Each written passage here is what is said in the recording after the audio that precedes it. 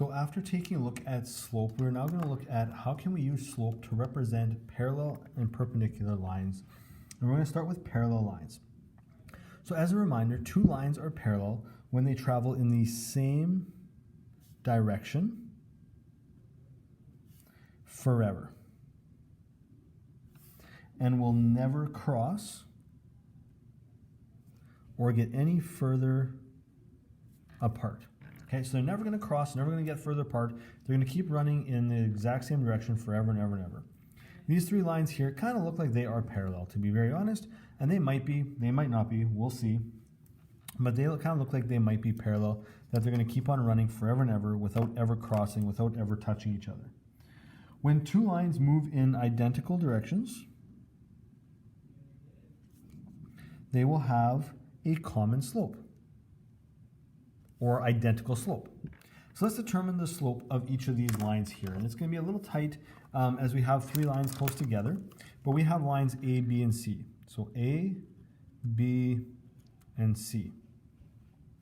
Remember that our slope M is equal to rise over run. So A, I'm going to do the lines on top here. Okay, so if we have an idea of slope, we're going to understand that this line is going down, has a run 1, 2, 3, 4, 5, 6, 7, has a run of 7, a rise of -2. So our slope is -2 over 7. For B, again, we're going to go from this point here all the way across to that point. 1, 2, 3, 4, 5, 6, 7. So that has a run of 7 and a rise of -2. So M equals -2 over 7. These ones are exactly the same. They have an identical slope. And when they have an identical slope, it means that they are parallel. Now let's see if C is also parallel. We're going to go on the bottom this time, just because there's a little more room on the bottom. So just trying to make some room. Has nothing to do with anything else. It has a rise of -2, just like the previous ones do. And a run, 1, 2, 3, 4, 5, 6, 7, 8. This one has a run of 8, or -1 over 4. It's 4. Okay, that means that B, let's see if we can get another color here. B and C, no, B and A. Let's just correct that here. All right, A and B are parallel. C is not. Okay, so C is not. It is not parallel. When lines have the same slope, they are parallel. Every time. Okay, we're going to be taking a look at a lot of lines, and I'm going to be asking if they're parallel or not parallel. The only thing you need to look at is the slope. Are the slopes the same? Yes, they are parallel. Are the slopes different? No, they are not parallel. Again, these lines will never cross, even as they go on forever. Now, we have a little bit of a thing that we can show here. We can also say that A is parallel. These are two lines to B. Okay, that represents that they're parallel. You may or may not see that. I don't use it a lot, but it's something that we could see as well. A and B are parallel. Perpendicular, on the other hand, okay, has to do with lines that cross. Okay, and very specifically, most lines are going to cross at some point or another. Okay, there's going to be lines that are going to cross. We're going to call it a vertex when they do cross. Okay, it's a point that they cross. It's an intersection point. Most lines are going to cross unless they are parallel. When these lines cross at a 90-degree angle, they are considered perpendicular.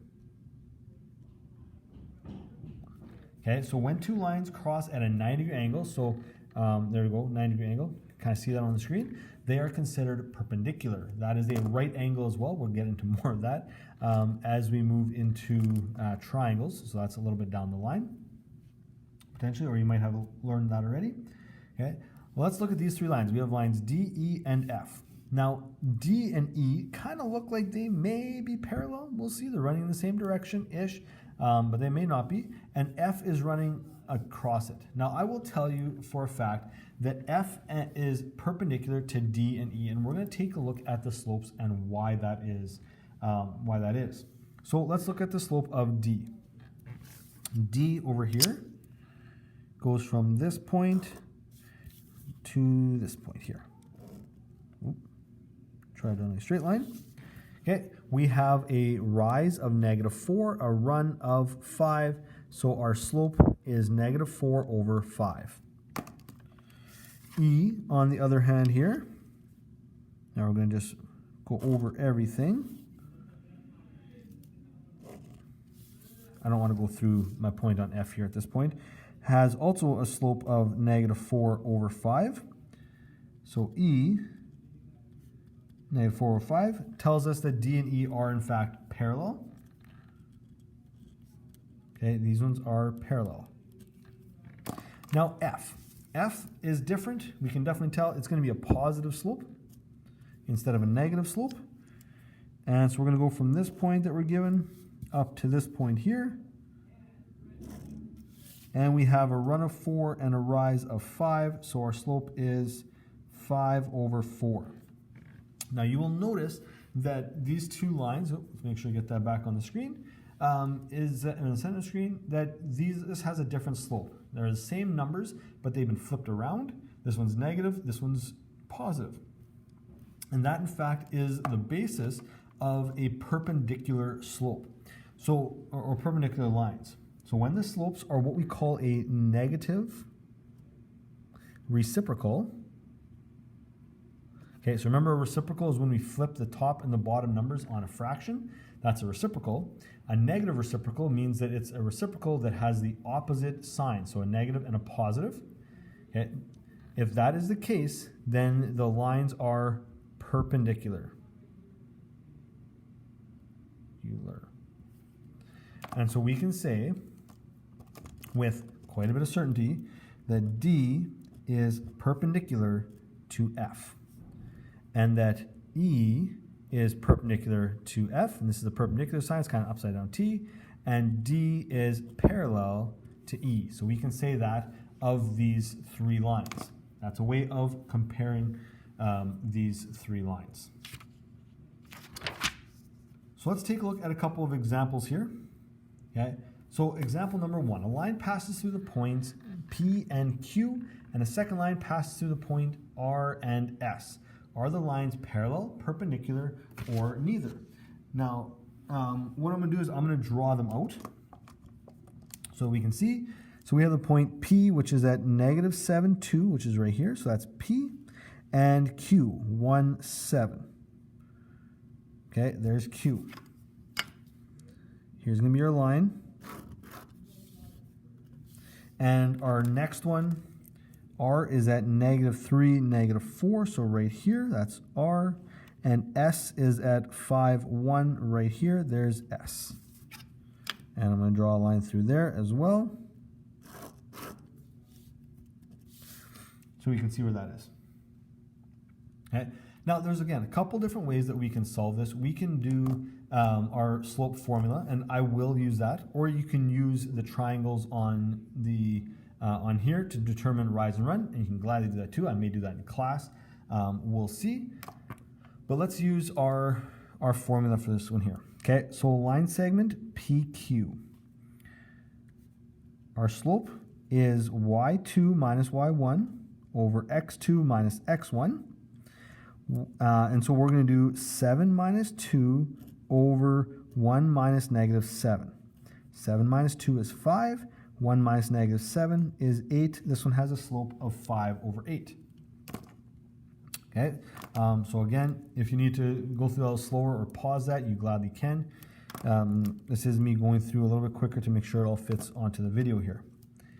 Line segment RS, on the other hand, our slope, so we have 1 minus -4 over 5 minus -3. 1 minus -4 is 5, 5 minus 3 is 8, and so these two here are equal. Therefore, the two lines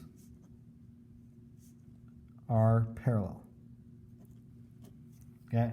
The slopes are the same, therefore the lines are parallel. And we can do that either using our graph, or we can do it using our slope formula right here, our M formula. Let's take a look at another example here. We have a line that passes through the points G and H.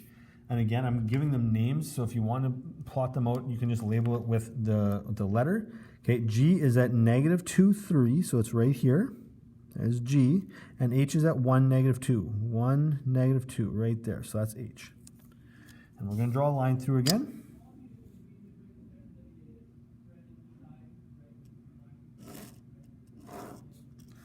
Okay, this one has a slope of, Okay, what is the slope of this line here? Line segment GH. We have our slope. M is equal to y2, -2, minus 3 over 1 minus -2. -2 minus 3 is -5. 1 minus -2 is +3. So we have a slope of -5 over 3, which we could calculate here too, right? 1, 2, 3, 4, 5, 1, 2, 3, and that would give us our slope as well. Determine the slope of a line that is perpendicular to the line GH. Well, perpendicular equals negative reciprocal. So -5 over 3 is perpendicular to a slope of 3 over 5. Okay, those are perpendicular, okay, because they are the opposite slope. So the second part of this one here wants us to determine the coordinates of a point J so that the line HJ, we already have H right there, is perpendicular to GH. So we want to draw a line that is perpendicular, goes at a 90-degree angle. To do that, what we can do is from here, we have a slope of 3 over 5, we'll make it perpendicular. So I'm going to go from here, I'm going to go 1, 2, 3 up, 1, 2, 3, 4, 5, to this point right here. This is going to be the point J. J is at 6, 1, that is our point. And when we draw a line through right here, that line there is perpendicular, and I'm going to do a little right angle right there. It is perpendicular to GH. Okay, so J is equal to 6, 1. That is the point that we have. Now again, if you are following along with my class, the assignment that we are taking a look at today is Li.03, and we're going to complete it numbers 6 through 10. You should have done the first 5 questions already last time.